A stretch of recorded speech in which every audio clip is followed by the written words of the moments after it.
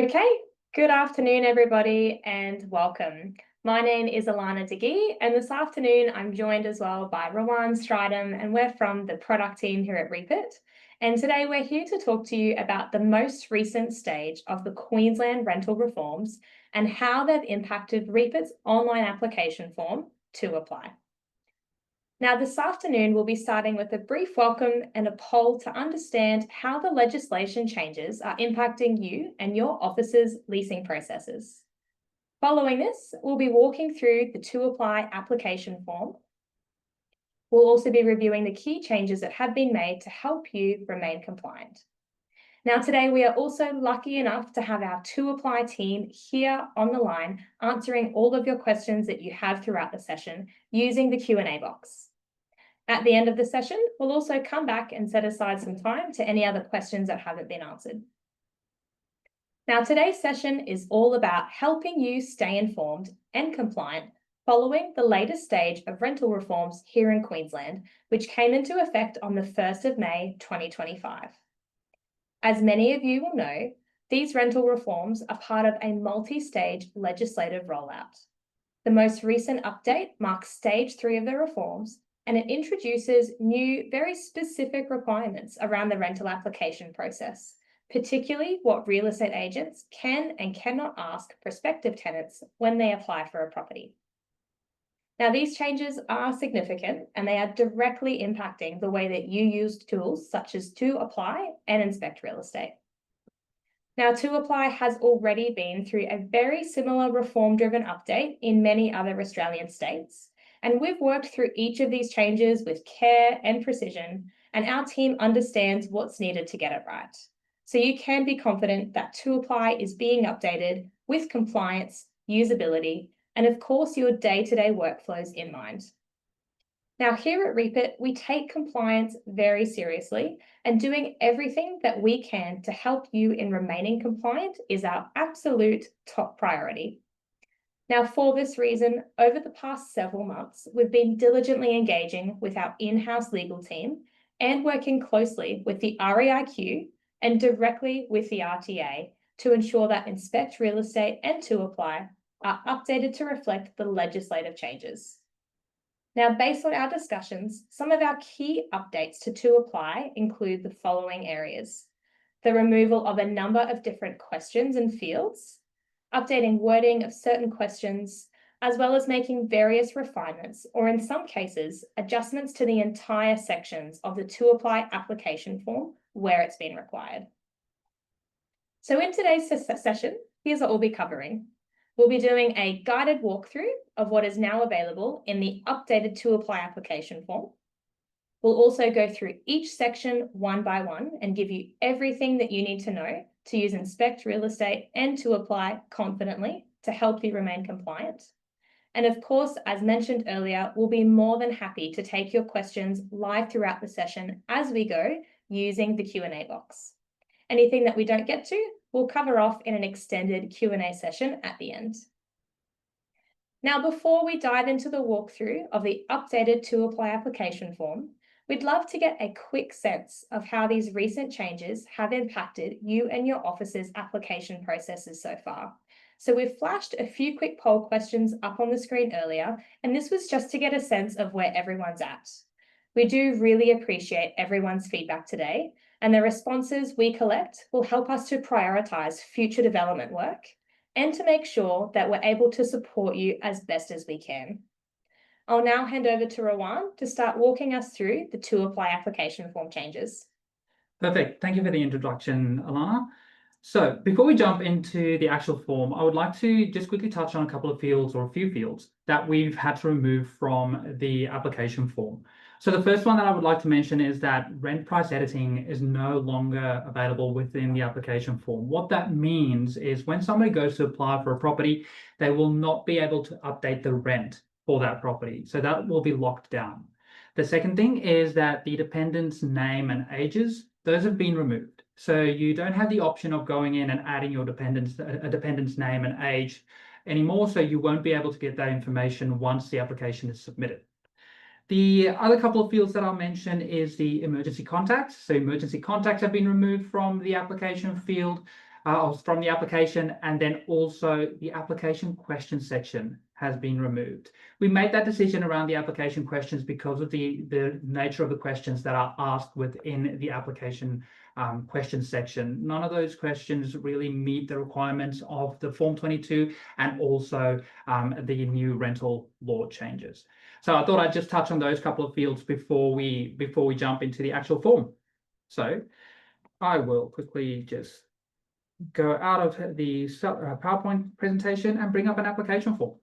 So the first thing that an applicant will see when they jump into the application, give me a second, I just noticed that our sharing is not showing the correct screen, so I will just swap it over. There we go. So the first screen that an applicant will see when they go into an application to go ahead and apply is this screen that we're looking at now, where it will give you the address of the property that you will be applying for. And as you have a look below the image, you will see that we've added a couple of extra words on there that will give the applicant an opportunity to use the Form 22 instead of continuing with the online application.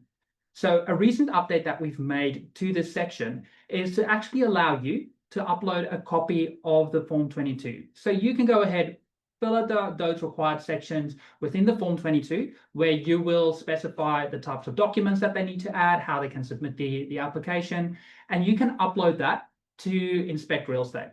So where you'll be able to do that is if we jump into the settings page, you can go to Settings, Applications, 2Apply, and then in your general section here, you'll see that there's now a standardized tenancy application form.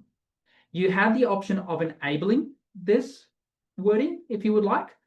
You can upload a copy of your application form, and that will then be displayed on this link here whenever they click on it. If you decide that, okay, you only want to enable the setting, but you don't want to upload your own version of the application form, when they click on the link, it'll just go to the RTA's version of the Form 22. So you have a couple of options there where you can give an applicant the option of, okay, you can continue with 2Apply, or you can go out and you can use the Form 22 if you would like. As part of that, you can also determine where that needs to be sent. So in my account, I've just set it up as my own email address, so that'll be sent to me. Okay, as we go ahead and continue, so we'll continue on with this application form. We'll get to the property details section. So within this section, we have only kept a couple of fields. So like I mentioned before, the rent amount you cannot edit anymore, so that cannot be updated. You can still get the preferred move-in date, and you have the preferred lease term as well. So there were only a couple of small changes on this page as we move across to applicants. So on this page, we've added a couple of questions. So as I mentioned before, we've removed the option for you to add your dependents.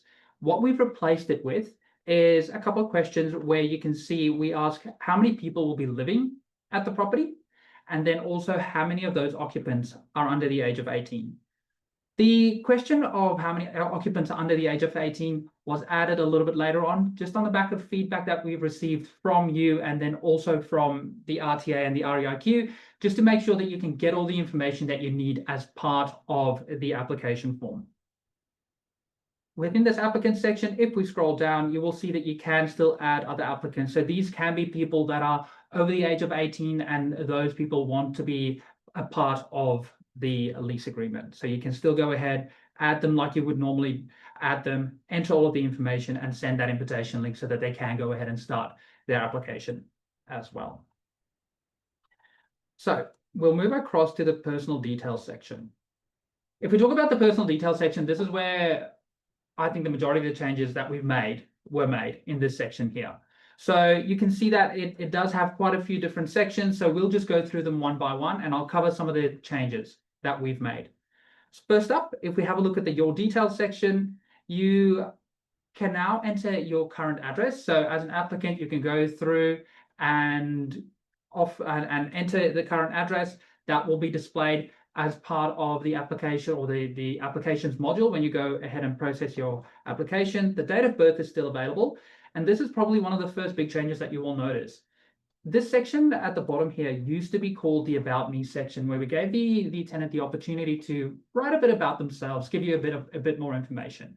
We've reworded the heading for this section, and we have also made this section optional. So a tenant can go ahead and add some extra information in here, but they can also skip past it. They won't be stopped from submitting their application if they don't add any extra info in this specific field. We still also is something that you will see is we still have the, if they cannot complete certain fields, that option is still available within the 2Apply application. They can click it and then they have to give a bit of an explanation as to why they couldn't complete certain sections. So this is throughout the application, so you will see it as we move through the application form. Rowan, just before you pop into the next section, we do have a question in the chat from one of our attendees today. So we've got a question regarding the property details tab where we've got the rent fields. There's been some discussions with the RTA who have advised them that if a tenant is offering a lower rent amount than what's advertised, and this is actually allowed because it's not considered rent bidding.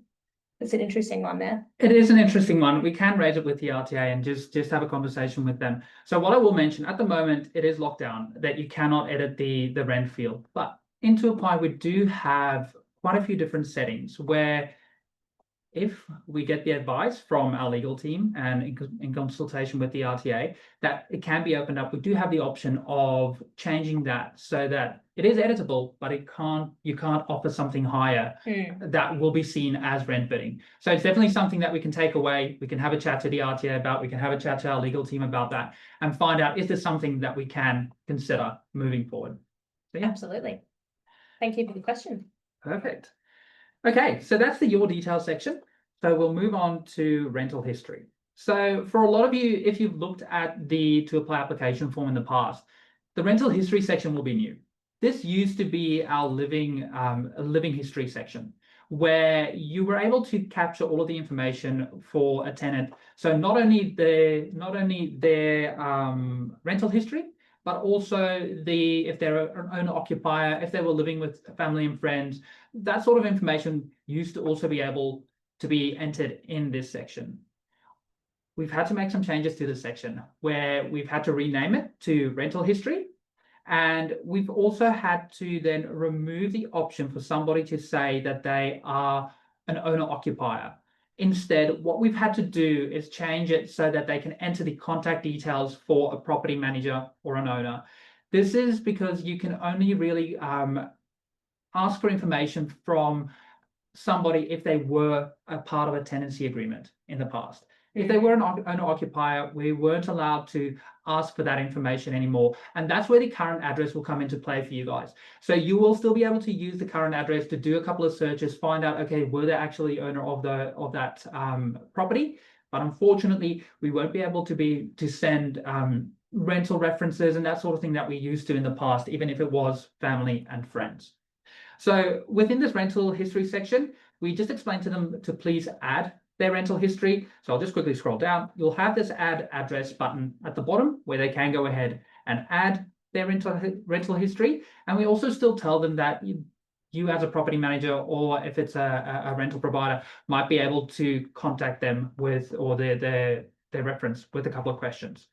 So if we go through address 1, you'll be able to grab the person's address. They'll be able to say whether or not it's a property manager or an owner, enter all the information and how long they've been living at the property. The good thing about this is that we will still be able to send those rental references automatically. So if you've got it set up to send automatically, this information and grabbing the information from whether they're a property manager or a private landlord, those rental references still send off. They still send off automatically. So you will still be able to get this information as part of processing your application.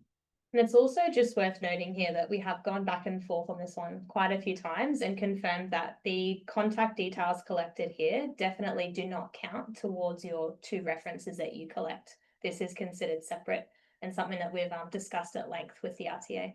Yep. I'll just quickly answer another question that's popped up on screen. So just about the phone and email not being mandatory. So even though you don't have the little asterisks against the email or the mobile number, they have to enter one or the other. So you will get the contact details for the rental reference. So even though the little asterisk isn't there, they won't be able to submit without providing at least an email or a phone number for you to be able to contact that that reference. There are also some settings that we can help you with in IRE, so that we can have a look at that for you guys as well. We've just got another question in the Yes. chat just now from Samantha. So the question is that if you're putting a property manager's contact details down in this section of the form, however, they're not then listed in the reference section, you are not allowed to formally reach out for a reference. The advice that we've received on this is that we're okay with still asking all the information as part of the rental history section. When we cover the references section as part of what we've reworked, you'll see that we only allow for personal and employment. So grabbing the information from this section within the rental history section is still okay. So there's nothing that we've needed to or been told to remove here. So everything in this section is still okay to be asked and can be sent as a rental reference. You will notice if you had a look at some of the older application form that we've actually reworded this section so that it doesn't mention that this is going to be a reference. If we say, okay, it is going to be a reference, or you explicitly say reference in here, then okay, it forms part of that section within the rental reference or the references section that we'll cover a little bit later on. That's right. But yeah, so Samantha, with this one, you're still okay. Yeah, so the best way to think about this is that you're collecting information, including the contact details. You're allowed to contact this person, that's totally okay. And as a part of the legislative changes, there's no restriction on the types of questions that you're allowed to ask anybody, whether that be a general contact or a referee. And that's how the information that we're basing this information on. Yeah, definitely. Okay, so we will keep going from the rental history section. Let's just quickly have a look and see if there are some other questions around the rental history. We've just got a couple more questions in the chat before we move on, if that's okay. Yeah. So we've got a question here from Jeanette. If the applicant does not list the property manager, however, they are able to determine who it is from other sources, are they able to send the request for information? So if you're processing an application, we're not going to stop you from entering information as part of the processing in the application module. So if you do have the information, so let's say in this scenario, you've spoken to the tenant, they were happy to provide you with some information so that you can send off a rental reference. That information can still be entered as part of you processing the application. So you can go in and manually update the fields to send out a rental reference. So that will still allow you to send it. Yeah, absolutely. Yeah. And if you're letting the tenant know that you might be contacting the person that they're providing to you, that absolutely is fine to reach out and request information from them. And as we mentioned before, there isn't any restrictions on the kinds of questions that you can ask someone that you're contacting for information for a verification purpose. Yeah, perfect. Okay, let's go to the identification section. So within the identification section, you will notice that we now have 3 categories. So identification documents, financial documents, and general. So within the 2Apply form, it is set up that you can provide 2 documents in each of these categories. So within the identification section, it's all of your identity documents. So you can select 2 and then upload those documents. It's the same in the financial section as well. So you can see that I've uploaded some example payslips, but you can also then select a different type of document as well. So I've uploaded 2 payslips. And then general are all of those other document types that people can choose from as well. So there's a whole list of different documents that they can provide. Something that I think is important to mention within this section is that we have locked this section down. We've gotten some feedback from our clients as well around this, and it is something that we will look at moving forward. So at the moment, this section is not editable. So it is set up to use these 3 document categories, and the document types within each of these cannot be removed at the moment. So it is something that we will consider down the track. It's something that we will look at. Like I said, it is feedback that we've received. So yeah, just keep an eye on this section. We will let you guys know if we make any changes. But for now, it is a default set that has been set up, and we can always go back and reassess and work out what it will be moving forward. Absolutely.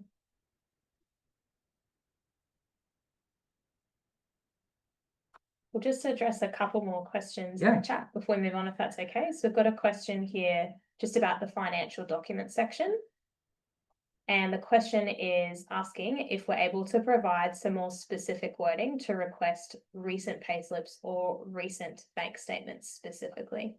Yeah, that's definitely something that we can take on as feedback and an improvement to add that wording to show that it is recent and somebody doesn't just go ahead and add something from a year ago. So yes, we can take that on board for feedback. Thank you.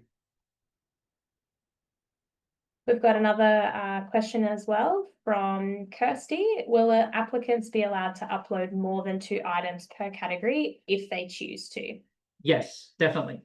If they've uploaded their 2 documents, then okay, they'll be able to go ahead and they will be able to submit their application. So if they choose to provide more, so 3 or 4, then yes, you'll be able to still submit that application. So that's if they choose to do so. Yeah. And this is generally our stance throughout the entire 2Apply application form, really. We aim to not restrict the prospective tenants in terms of how much information they choose to supply. We clearly state what the requirement is, for example, 4 documents or 2 references. But if they're wanting to supply more, where we can, we absolutely allow them to do that without any restrictions. Yeah. So the next question is around the pay slips, and if an applicant provides 2 pay slips, will that count as one category, or will that count as like the 2 separate documents? A good question. Yes. So with the way that is set up, so as you can see with what I've done here, it actually does count as 2 separate documents. So we're not going to go, okay, so you have to provide a pay slip and then bank statements. So they've got 2, and that will be counted as 2 documents for them. We've had another question just come through in the chat as well from Amber.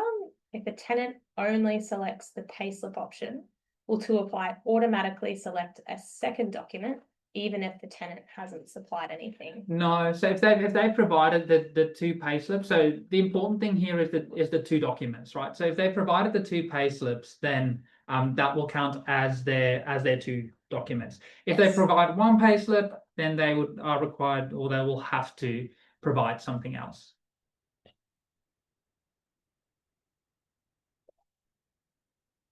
Absolutely. We've just had some more feedback come through just in relation to having some more specific wording about the payslips being most recent. So we'll absolutely take that on board. Thank you so much for your feedback, Laura. No problem at all. Okay.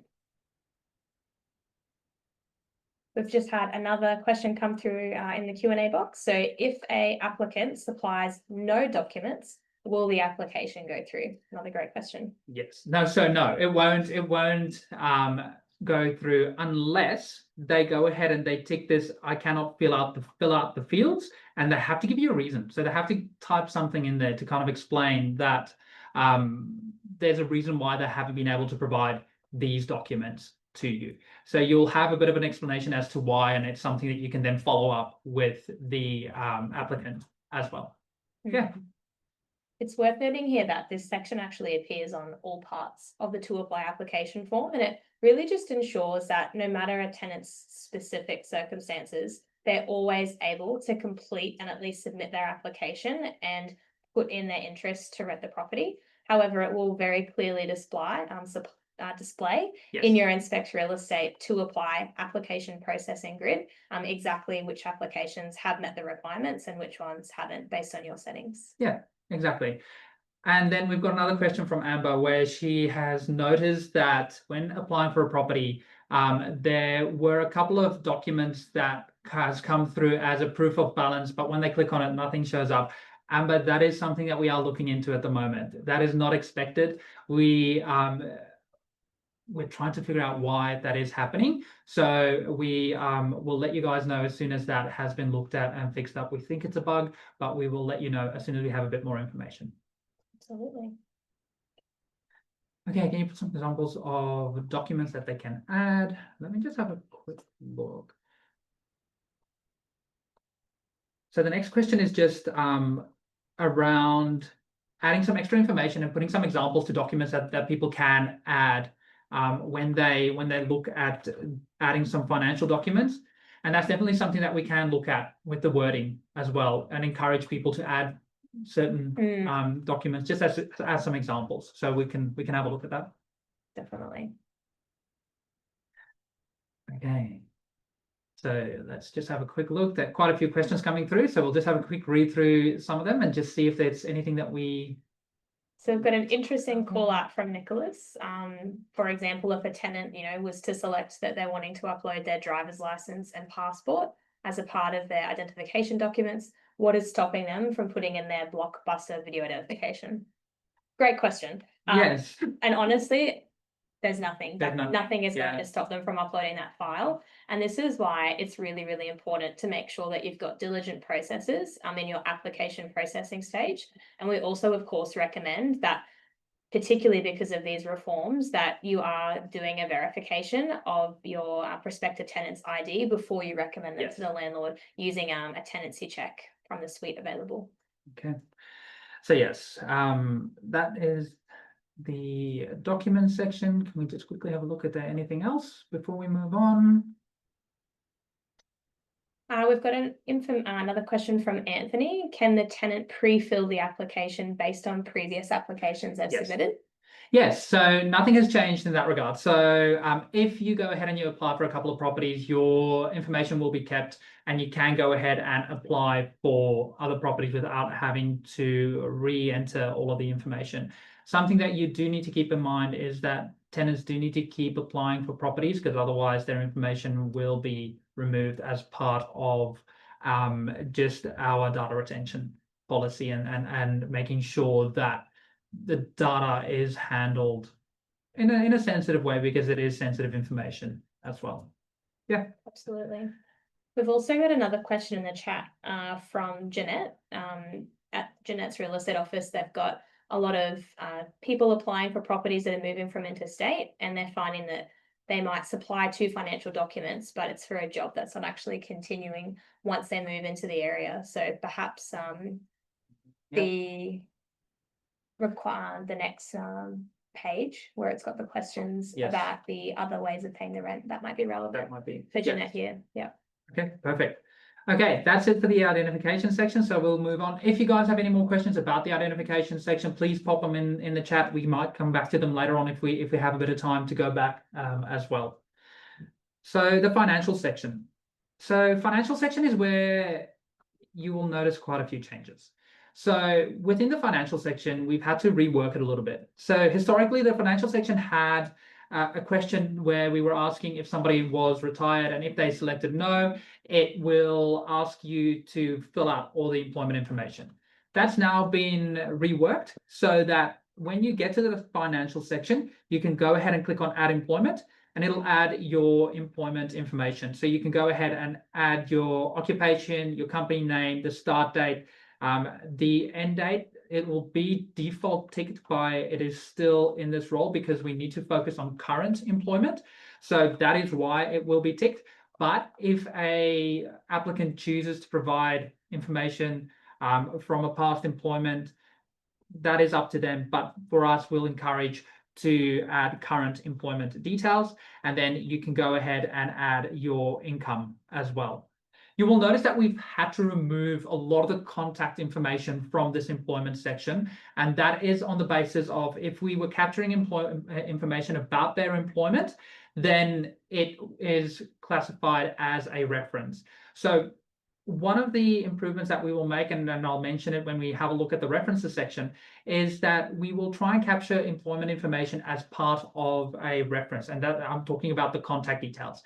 That will be captured as a reference so that it is classed as a reference and not part of the financials or employment section. So you'll still be able to get all the current employment details. You'll still be able to see if they are currently employed by the company and their income.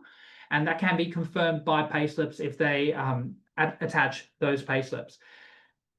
If we scroll down a little bit further, you will notice that we have a couple of questions towards the bottom here as well, where they can add some additional income. So if they are working and they are getting some additional income, or if they're not employed but they are getting other payments, they can go ahead and add it into this additional income section as well. So this wording will also be updated where it will reflect that, okay, we're collecting this information to make sure that you have the relevant means to be able to pay the rent. So the wording will be very close to what is asked in the Form 22 as well.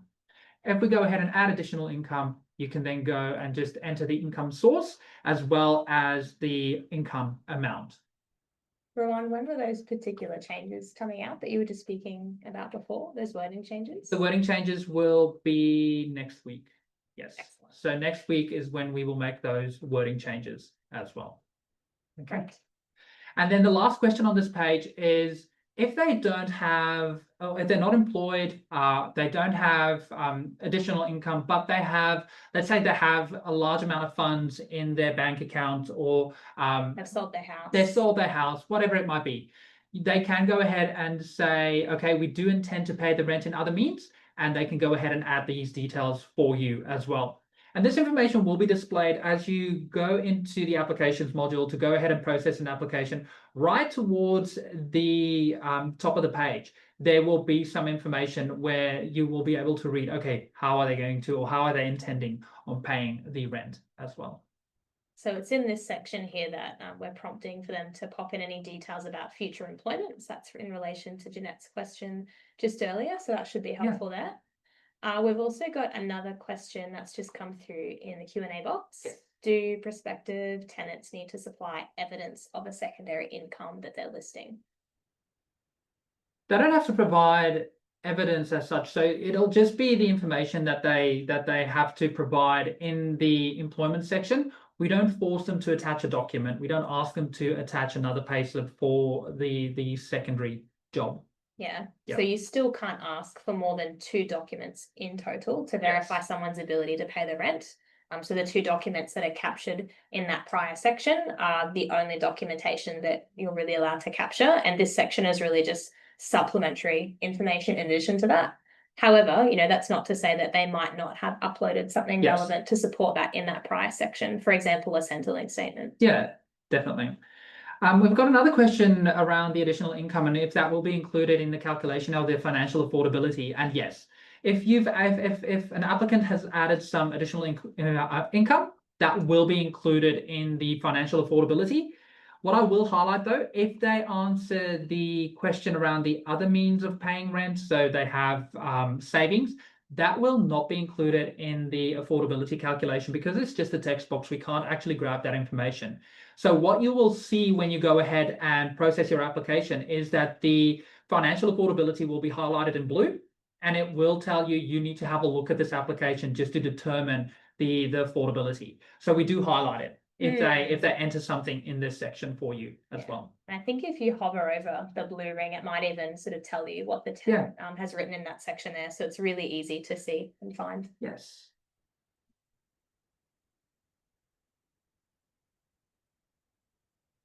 Okay, so let's see. So we've got a question in the chat, just like a general question, wondering if there might be the possibility of adding some more encouraging text into the application form, just to give applicants a bit of a nudge, perhaps, that if they have more information, they can supply it. This is one that we have talked with our in-house legal counsel about, and also with the RTA at length. And we believe that the current changes that we're working on for the 2Apply application form are really as far as we can probably go right now, just based on the information that we've been given. However, please be assured that we're continuing to meet regularly with the RTA, and with the ongoing feedback, we'll absolutely be continuing to update the form to make sure that we're striking the right balance. Okay. Okay, so I think that's everything around the financials section. Yes. Okay, perfect. References. So I will go back to references later on because this is a section that we are still working on. I'll go back to the PowerPoint and I'll just have a quick chat about that later on, but let's finish the form and then we'll move on back to the PowerPoint. So next section is pets. So the pet section, we've had to remove quite a lot of questions. So our initial step was to remove all the questions and only the type of pet was asked. So in this case, you could only put down it's a dog, it's a cat, it's a bird, whatever it might be. The update that we've made here is that you can now ask for the type of pet, but we've also added an additional information field that really closely mimics what's on the form 22, where we ask, okay, you can provide some extra information about the pet. So its age, its training, will it be an inside pet? Will it be an outside pet? So we've added that field so that you can get a few more information, a bit more information about that actual pet as well. So that's been added to this section as well. So hopefully you can get a bit more info about that there. Okay, so that's been added. So we've got a couple of questions about the pet section. Can you link them to the RTA's pet application form? Unfortunately not. You cannot link to that form from 2Apply at the moment. Doesn't mean that it isn't something that we can look at down the track, but for the moment, that is unfortunately a no. We've also got another question in the chat in terms of if it's possible to add in some text in terms of the pet's breed. I believe that we've taken the wording that Rawan's showing on the screen at the moment pretty much directly from the form 22, and this is based on the advice that we received from the RTA. So if we receive some different information throughout our discussions, we're more than happy to reconsider this, but at this stage we have received quite specific information about this section, and that's what's guided the update to be what it is on the screen right now. Yeah, exactly. Yeah, so in short, I think the answer to a lot of these questions is that we've really based these changes on what is prescribed in the Form 22, as well as the information that we've received in the discussions that we've had with the RTA. Yeah, perfect. So that's the pet section. And then the last section in this personal details bit is the vehicle. So we've also removed a couple of fields from the vehicle section. So you're no longer allowed to ask for the make, the model, or the registration of any vehicles that are kept at a property. So you can really just say that it's a car, it's a boat, it's a caravan, whatever it is that is kept at the property. So that's all we can ask for within this vehicle section as well. Okay. So that is the personal detail section, and that's where a lot of the changes were made. So if we go through the rest of the application form, this is very similar to what it's always been. You still have the required money section where you can just highlight, okay, this is the required monies that need to be paid. So there's the background section as well, and then you've got your T's and C's as well. So these sections haven't changed.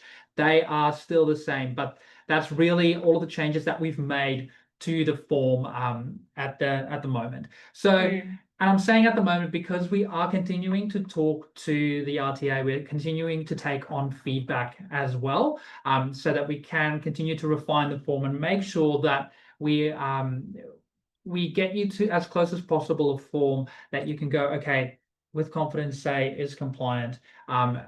What I will mention as well is just review the form, review your settings, make sure that everything that you've gone through complies with these changes as well. Absolutely. So we've got another question in the chat just around the references from Nicholas. So we indicated before that we've removed the word reference from the living history section, and we're instead referring to contacting to verify the information from the property manager. And Nicholas has a particular question just in terms of whether we're still asking in that list of questions if they would rent to the person again or if there was any breaches. We've removed all of those questions from the application form. So those questions cannot be asked as a part of the application form anymore. So those have been completely removed. What about in the reference? In the references, I would recommend you double check this. I would recommend you make sure and get your own advice on this as well. But we've been told that there are no limitations around what you can ask as part of a reference. But again, double check that. Make sure that you talk to your legal team. Get some advice on that as well. Okay. Yep. Perfect. We've got a couple more questions before we jump back into the PowerPoint. So I've got a question from Alana. Is there still an emergency contact section? unfortunately not. We have been asked to remove the emergency contact section. I know that it is something that is asked for as part of the tenancy agreement, but we are not allowed to ask that as a part of the application form. The advice that we've been giving is that's really something that you would ask for after somebody's been approved. So yeah, unfortunately, we cannot ask for emergency contact details as part of the application form. Mhm. Okay, there's a question around the tick-up privacy form and whether this has been added to the application form or if you need to add it yourself. So with the tick-up privacy form, it's not something that we add to the application ourselves. What I would recommend here is that if you do use tick-up, add it to your statuses. So your processing status, as an example, that first status that is triggered when somebody applies for a property, add it to that status. That way somebody can get that form, fill it out and send it back to you guys. Unfortunately, there's no way that we add that to the form, to the 2Apply form at the moment. We've got another question if the changes that we're speaking about today for the 2Apply application are currently live. Yes, they are. The only changes that aren't live is the changes that I'll be covering with the references. That's not live yet, but everything else is already live. So your form should be up to date in that regard. So everything that you can see on the screen that we're sharing now is the live 2Apply application platform, and we'll be going through just a couple of other changes that will be coming in the next couple of weeks, just in terms of some more recent feedback we've received as well. Perfect. I think we had a question as well, just in terms of the identification citing requirements. This is an interesting one. It is an interesting one. So there was some changes around this as well. Yes. From the Form 22, it was originally included. It was. And then it was removed. Yes. However, it's still in the Act. It is still in the Act. So the citing requirements is something that we planned for and that we had sections in the 2Apply form ready to go. But when the Form 22 was updated, we removed that.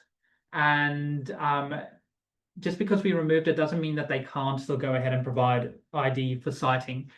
We just removed it because it wasn't something that was heavily mentioned in the Form 22. So we didn't want to put something in the 2Apply form to mention the citing and to focus on citing too much if it's not mentioned on the Form 22 either. So yes, tenants can still provide ID for citing if they choose to do so.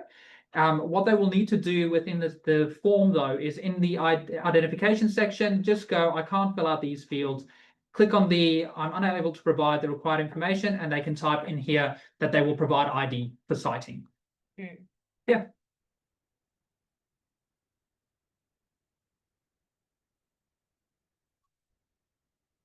All right, we've just got another question here from Nicholas, just in terms of the reference that goes out to previous property managers. Yep. So if an agent cannot answer breach questions, would they rent them again, et cetera, perhaps we could have boxes on the application form. The agent could proceed with the reference. Agents might make a comment on the application. We might have to get some more information about that one. Yeah. I'm not 100% sure what that means, but we can reach out to Nicholas and have a bit of a conversation. We'll be in touch. Yeah. Okay, I think that's it for questions around the form. So what I'll go do is just quickly stop sharing, and then I will jump back into the PowerPoint presentation. So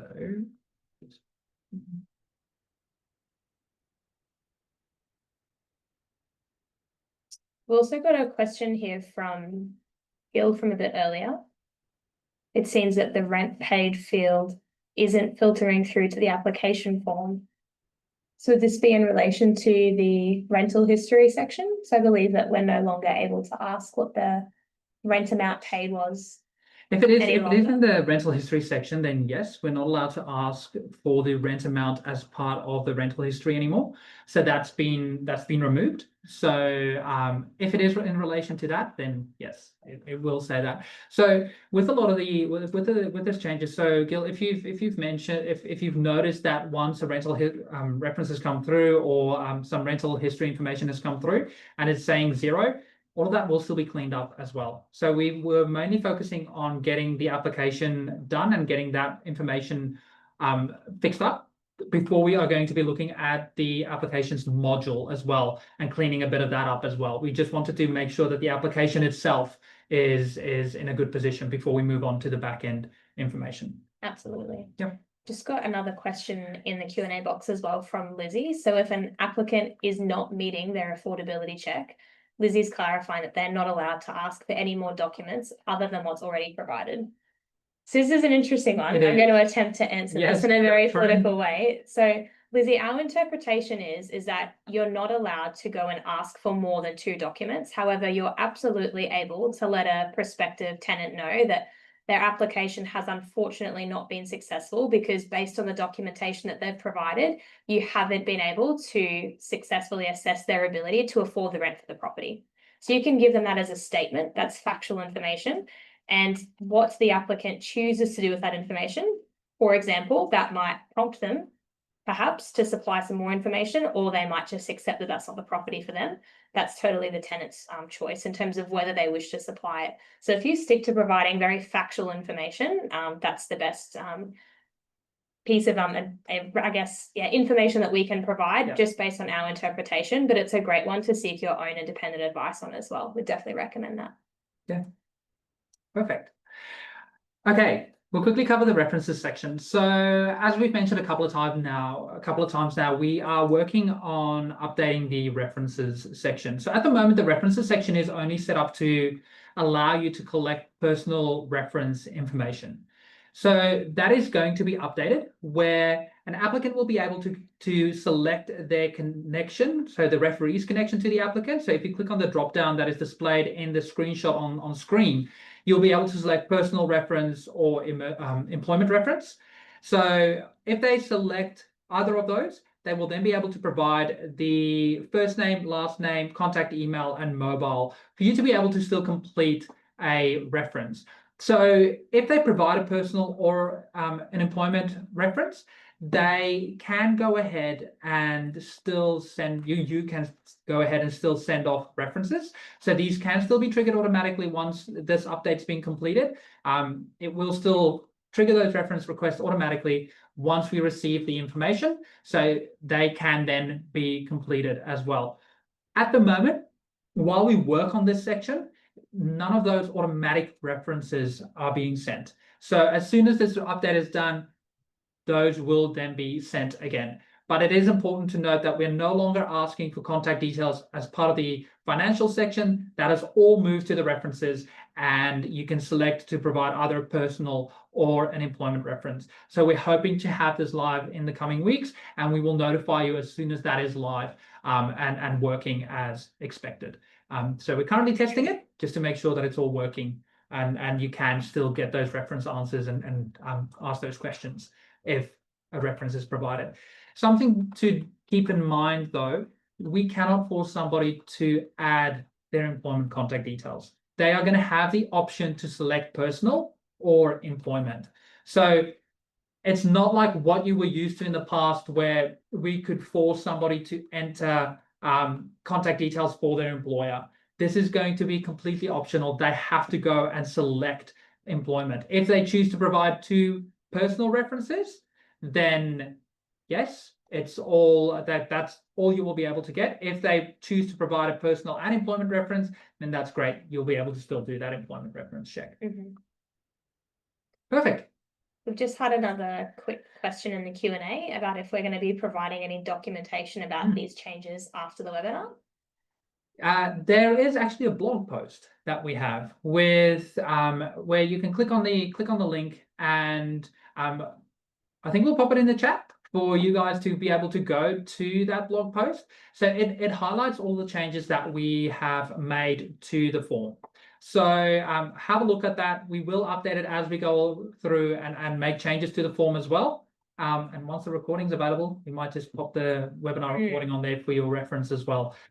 So yeah, have a look at the blog post. It's got all the changes that we've made, and it steps through all those changes as well. We've also got another question in the Q&A from Kira, just in relation to the available date, which we have made some changes to recently. So this is in relation to a applicant putting in a start date before the available date and still being able to submit. So we don't stop them from submitting an application if they enter a date before the start date. We do tell them though, if I remember correctly, that this is before the actual available date. So we do try and warn them if they put something in that is before the available date. So yeah, there is a warning, but we don't stop them from submitting. That's right. Yeah. The change I think that we have done recently, correct me if I'm wrong, Yep. is that we've removed the warning if the tenant is applying after the available date. Yes. That now does not appear. So for example, if your property's been on the market for 30 days, we're not going to be warning the tenant or prompting them that the property's been available for quite a long time. Yes. The warning's only going to appear if they're putting in a date beforehand. Yep, that's exactly it. Yeah.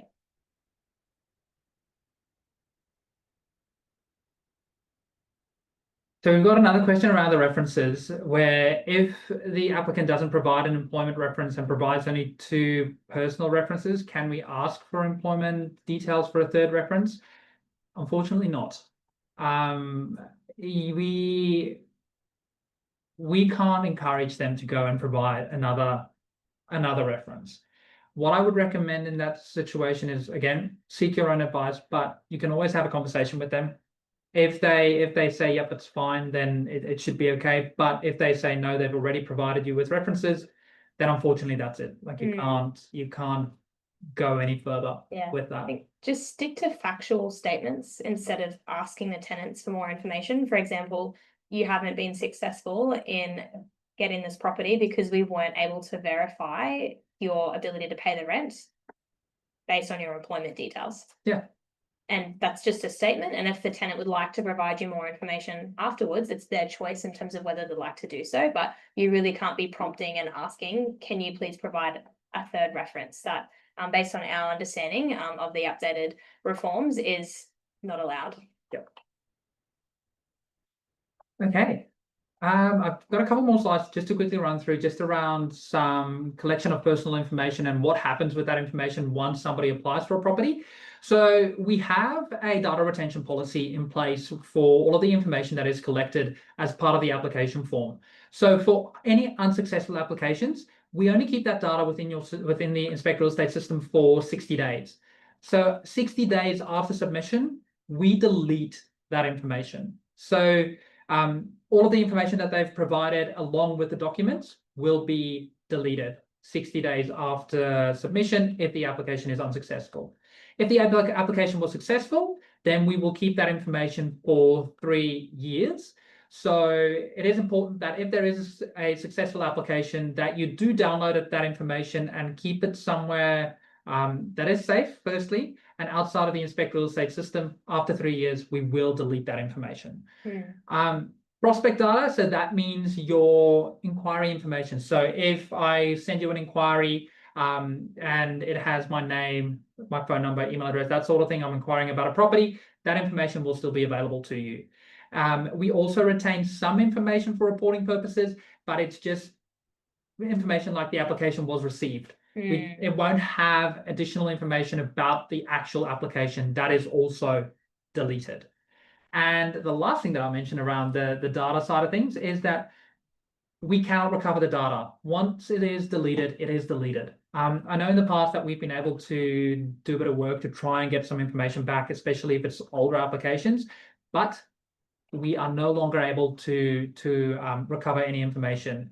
If we hit that 60-day or that 3-year mark, that information is deleted. It's also important. Destroyed. It's also important to note that if you go and you delete that information, so there is an option to manually delete application info as well. Again, we cannot recover that. So it is important to keep that in mind. as well. And that is it. That is everything that we wanted to cover today. There are a couple of more questions that we will quickly run through for you guys. So let's just quickly have a look at those last few questions that have come through. So we've got a question from Anthony. So if the tenant volunteers a third reference themselves after the application is submitted, can the agent capture it and inspect real estate for automated reference sending? If they volunteer it, yes. Any reference information can still be entered within Inspect Real Estate, and you can still send out those reference requests. So if you've had a conversation with them and they volunteer that information, you can go ahead and enter it, and you can trigger those references from within the Inspect Real Estate system still. So there's no limitation on what you can enter. And the last part of that question there was, will that change be visible to the tenant? I don't think Don't so. think so, no, yeah. I don't think so. The tenants have a copy of their application PDF on 2Apply, and that's generated at the point of submission. Yes. So if you're going in and adding additional information manually or notes, that won't be visible to the tenant unless you've set it up otherwise in terms of the status messages that you're sending. Yeah, definitely. That's the application for, wait. Okay, don't worry, that one's been answered, so that's fine. Okay. So we've got a question here from Jeanette. So just in terms of the front page of the application where they're answering whether it's just me or a group, there's a lot of people that aren't answering this question correctly, and that they're discovering that there's dependents only from what they're writing in the About Me section. So I think that this will be addressed by those new questions that have just recently been added in. So those two questions that Rowan talked about before in terms of how many people will be living at the property in total and how many people that are under the age of 18, those numbers that are entered into those boxes will now be driving the total number of adults and dependents that are living at the property. And those are new just in the last couple of weeks. So I think that should hopefully be addressed. But if not, please definitely reach out to our support team, and we'd love to have a closer look at it for you if that's not the case. Yeah, so the changes that we've gone through today with those additional fields and the changes to the financial section, those changes were released only last week. So it can take a bit of time just for that to flow through and for more recent applications to show that information as well. But as we've said throughout, any feedback is welcome. So if you guys do have any feedback, feel free to send it through to us, send it to the support team, they'll pass it on to us. So we welcome feedback so that we can have a look at the form and can improve it as well as we go along. Had a good question from in the Q&A as well, just about if we can make it a requirement per agency that one reference must be employment. We have had some conversations with the RTA about this, and unfortunately, the answer was no. They did suggest that, we can provide examples of the types of references, like for example, personal or employment, but you can't dictate that at least one has to be employment. That was definitely something that we did ask in about 10 different ways, but the answer was definitely a no. Yes, unfortunately. Yeah. There's a good question just above from Kirsty. Can the second applicant see the dependent and pet details entered by the first applicant, or is this a privacy issue? It's a great question. It is a great question. I know that we used to be able to do that in the past. I'll need to double check. Yeah, I'm honestly not sure about the dependents piece, just in terms of the recent changes, but the pets and the vehicle section are definitely shared between applicants. So for example, if I'm applying for a property and I add Rowan as the secondary applicant moving in with me, Rowan will be able to see that I've got a cat, and I've already told in my application that I've also got a caravan and a car. So that kind of information is shared. However, those new boxes that we've added for dependent, we'll definitely go double check. That's a really good call out. So thank you for that feedback, Kirsty. Perfect. We've got another question. Can it be possible to add a name section for the children, as they technically need this on the owner's insurance? It's a good question. Like, unfortunately, we're not able to ask it in the application process because it's just simply not a question that's prescribed as allowed on the Form 22. However, if you've confirmed that they are going to be the successful tenant and they're going to be moving into the property, it's at that stage that you could reach out for any additional information in relation to dependents' names that might be required for insurance forms, or perhaps you might need more information about the pet to fill out the pet forms.